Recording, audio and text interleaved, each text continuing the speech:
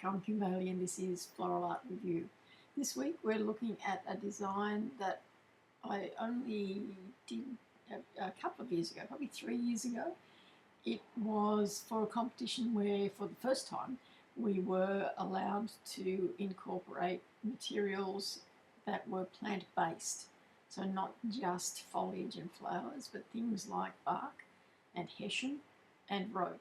And so that was the title of this particular all-round design, bark, hessian and rope.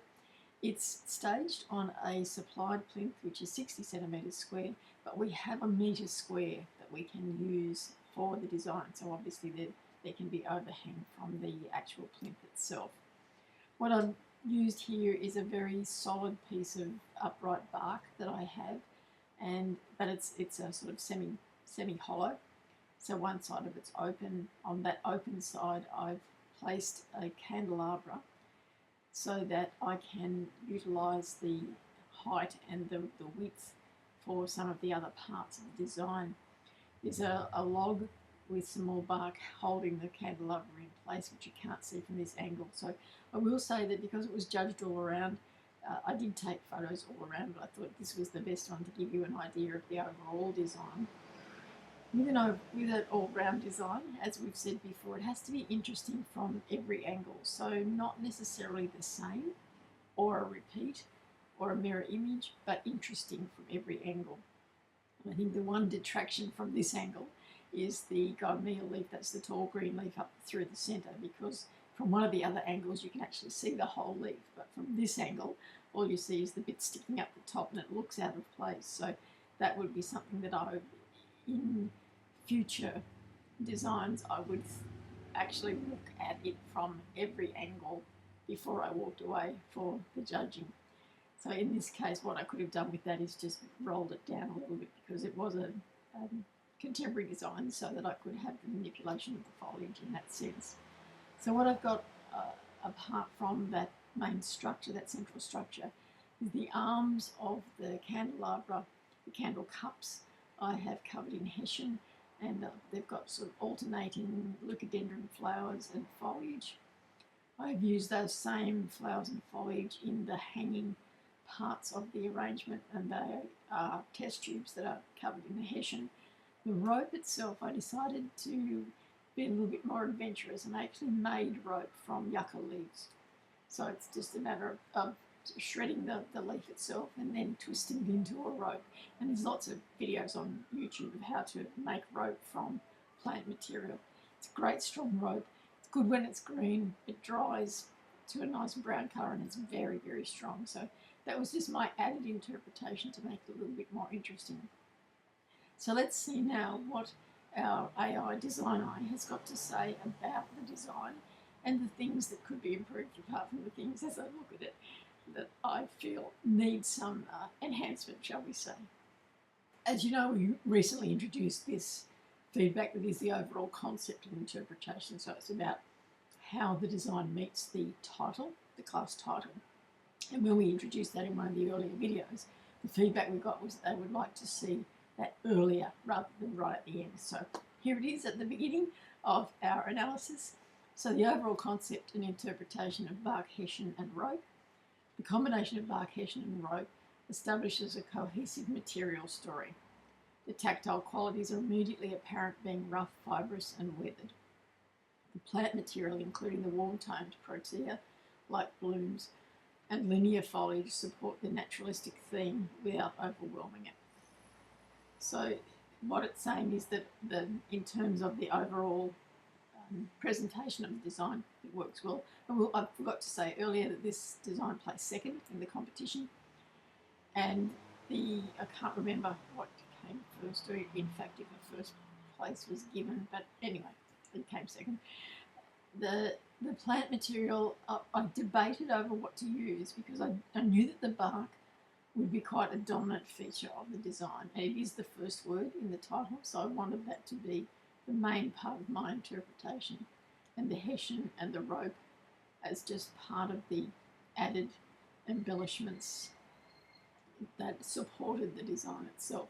Using the candle cups rather than disguising them in the candelabra meant that I had to have something that didn't need a whole lot of water and would sit comfortably at the right height and keep that nice straight line that the bark and the gymnea leaf encourage you when we're looking at it.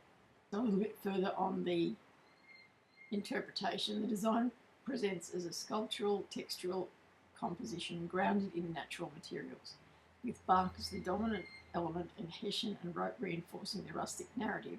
The work speaks strongly of earth, fibre and resilience, so exactly what I wanted to have in terms of a judge's reaction to it. Being judged all around adds a critical layer of complexity requiring resolution and interest from every viewing angle.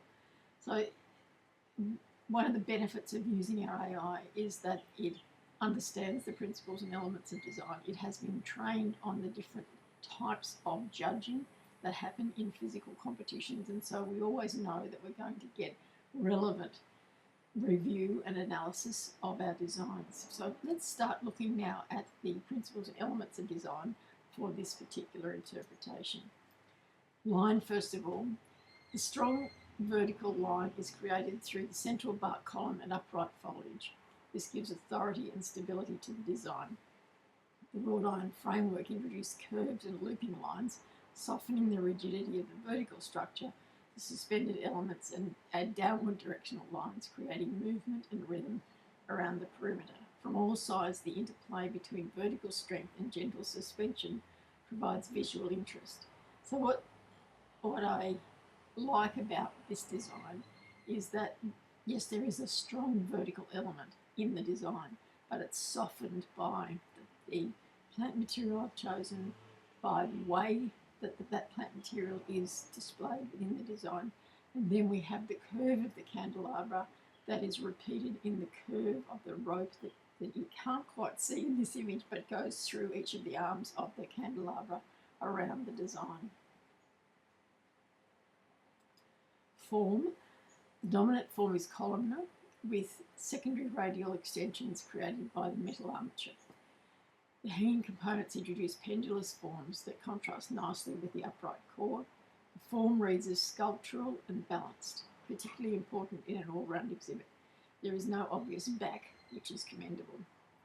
So that can sometimes be a challenge, because when you're designing something like this and you focus on putting your plant material in, unless you keep walking around the design and putting things in, you're going to have a side or a section, shall we say, that is more finished or more dominant or more decorative than the other side. And so what I find works for me is that if I use a structure that is circular, then it forces me to keep working around the circle and to have things that balance and have interest on either side, not necessarily repeated, although in this case I have repeated the hanging elements, but I haven't repeated the central part. I've put the bark on one side and that gymnea leaf on the other side, so that two very different elements, different colours, different textures, just to reinforce the form in terms of that column, that central column, but also to give it some contrast, both in form and in texture. Texture. Texture is the hero element, as is the way with many of my recent designs. Rough bark, coarse Hessian wrapping, twisted rope, smooth petals, linear grasses. The contrast between rugged and refined is successful and engaging. The eye is drawn repeatedly between the tactile contrasts. And that's a really good piece of feedback for me, because that's exactly what I wanted. I wanted the candelabra not to stand out as candelabra, but to stand out as a different texture, but not a dominant texture. So it was a supporting texture in terms of its smoothness. I kept it a matte black rather than a shiny black, because the shiny black would have detracted completely from the rest of the design. So just things to keep in mind when you are thinking about your designs. Colour. The palette is restrained and harmonious, earthy browns, deep greens and warm rust orange and muted red tones. The limited colour scheme supports unity and prevents visual clutter. The warm floral tones punctuate the neutral base effectively. This is something that's been a question that has come up through the series of these videos is about colour and how I do use very restrained colour palettes. And that's probably just a reflection of experience and time, and to a certain extent the materials that are available. Because I prefer to work with Australian native plant material, that limits the colour palette that is available at any one time for me. I'm not successful working with roses. They just don't speak to me in the same way. I just find them so formal and structured that I can't get a feel for working with them in any particular way. And the same for a lot of the more, what we would call more traditional flowers. And so, yes, my palette is restrained, but what that does is allow me to incorporate the tints and the tones and the shades to give it variation, but to keep it a smooth interpretation in terms of colour for any particular design. Space. The radial metal framework successfully opens the design into space, allowing negative space between suspended elements. This is crucial for an all-round exhibit, preventing the work from becoming dense or one-dimensional. The central bark mass is visually heavy, but the outward extensions counterbalance it. So this is from this angle, we must remember. And yes, that bark is very visually dominant, and I knew it would be, and I knew that I had to have something that distracted you from being drawn to that continuously. And it works to a certain extent, but I think it still is a little bit too heavy for the design. I think I should have, perhaps if I'd not had all of the hanging elements at the same height, if I'd varied those heights a little bit, it would have added a bit more interest. Still would have had the rhythm and the movement there, but would have distracted you rather from looking at that central area and then going out and seeing the same things all the way around that very heavy central column. Balance. The design achieves overall balance through repetition and distribution of suspended elements around the structure. It reads as stable and grounded, which suits the bark dominant base. So yes, that's true. It does look balanced and it does look like it's grounded on that plinth, and I would like to see a little bit more variety in those heights. Now that I've said it, I'm thinking, yes, I should have done that, and I'll be fixated on that until the end of the video. Proportion and scale. The scale relationship between bark mass and floral elements is appropriate. The flowers are not lost within the structure, nor are they overpowering. The pedestal size appears proportionate to the design mass.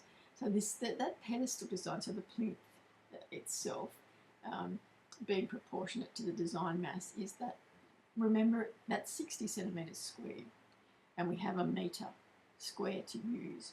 So we really must come up and out away from the plinth for the plinth to look like, for the design to look like that it belongs on the plinth, I should say. Because if I had kept it to the 60 centimetres and just gone up and then gone out a little bit higher, you would still have been drawn down to it, because it's a light grey colour and we can't do anything about that. The finish on that, I could have put something over the top of it, but then if it draped down the sides, that counts as part of my metre square as well. So I do a little bit out and down the sides sometimes, but mostly I'll go up and out. And so we have to remember, when we're designing larger than the supporting structure that has been supplied, that we remember that that's going to look like it's part of the design as well, just as we do when we're on the bench, and we recommend that you put something between your design and the bench so that the bench doesn't become part of the design. In terms of the scale relationship, the plant material, I think in some cases the flowers are a little bit lost. I think the ones in the candle cups are a little bit lost. I would like to have seen them, now that I look at it, I would like them to have been the same size as the ones that are in the hanging, but I think I used smaller ones for whatever reason at the time. Probably because that's what I had. But I would like to see them similar, or certainly larger ones in the candle cups to complement the ones that are hanging down. Rhythm. Repetition of suspended Hessian wrap components establishes rhythm. The circular metal framework reinforces a sense of flow around the piece. Increasing slight variation in length or clustering could elevate this rhythm from steady to more dynamic. There you go. See, I can look at these things afterwards and I know what I should have done, but it's nice to have it reinforced by someone independent, something independent. So what it's saying is that the hanging elements create that rhythm around, and that's what I said about I try to have something circular that I put on a plinth when it's going to be judged all around, so that it forces me to keep that rhythm happening in that circular motion, and to have the flow around the design. So yes, we will look at adjusting those, varying the heights. I probably wouldn't do the clustering because I think that starts to add a little bit too much weight outside of the main part of the design, and so you have that competition between a clustered group of hanging elements and the bark column, and then what do you have everywhere else that still creates that rhythm and flow. So whilst I would, my immediate reaction is no, I wouldn't do it, I'd certainly experiment with how it looked. Unity. Material unity is very strong. Everything belongs. Nothing feels decorative or incidental. The consistent use of rope and fibre ties all sections together effectively. So this is something that when we're first starting out in our designs, we sometimes rely on embellishments to tell the story rather than the plant material itself. So the rule of thumb I think that I recommend to everyone is that if a judge came and stood in front of your design and they didn't know what the title was, could they tell by just looking at your design? So for me, if I walked up to this design, I would know that it had something to do with bark. I would think that it probably had something to do with Hessian, and perhaps it had something to do with rope, although the rope is not as evident in this. But certainly bark would be my first thought, so it's something to do with bark. So in that sense, that unifies the design by tying it to the title, but also having it as the main focal area of the design. So technical considerations is something that I asked it to consider because this is an all-round design. We haven't done many in this review series that have been all-round designs. So there's no obvious unfinished side. Structural integrity appears sound. Distribution of visual interest is consistent. Strong focal area without creating a front-only composition. The all-around requirement has been successfully met. So they're the things that, if you want to keep a cheat sheet, if you've got to do an all-round design, these are the things to tick off when you look at your design before you walk away for it to be judged.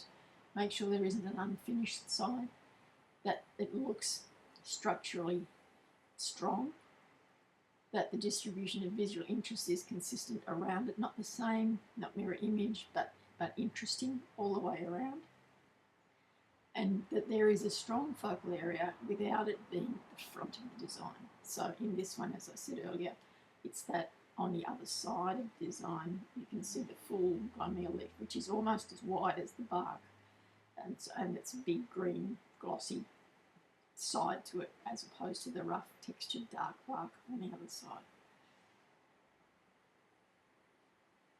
So let's have a look now at some of the suggestions, apart from what I have worked out along the way. Increase variation in hanging lengths to enhance movement. So I think that's a very important one, and obviously one that occurred to me as we were going through, and I would most definitely give that a try. Integrate the apex foliage more deliberately into the circular flow. So this is talking about the height of the gymnea leaf from this angle of the from this angle of the image. Trying to think of too many things at once, getting ahead of myself. So what I would do with that is I would probably curl it somewhat so that it brought you, so spiral it or curl it or bring it down a little bit.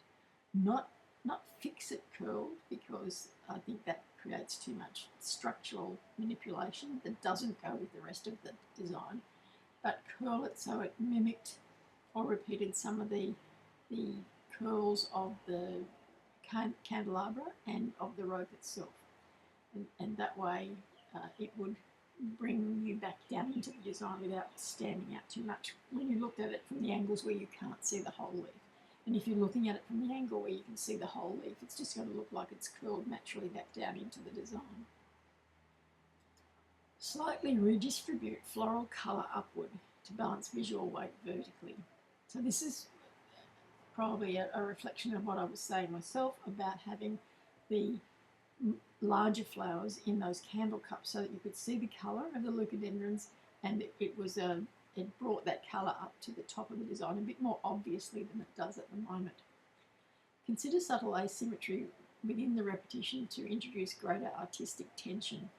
Now that's something that I would really struggle with, because making it asymmetrical, even in a subtle way, would be hard for me, just to ensure that I still had that flow around and that visual interest all the way around. So that's probably the next level of development that I would have to really play around with to make sure that I was happy with.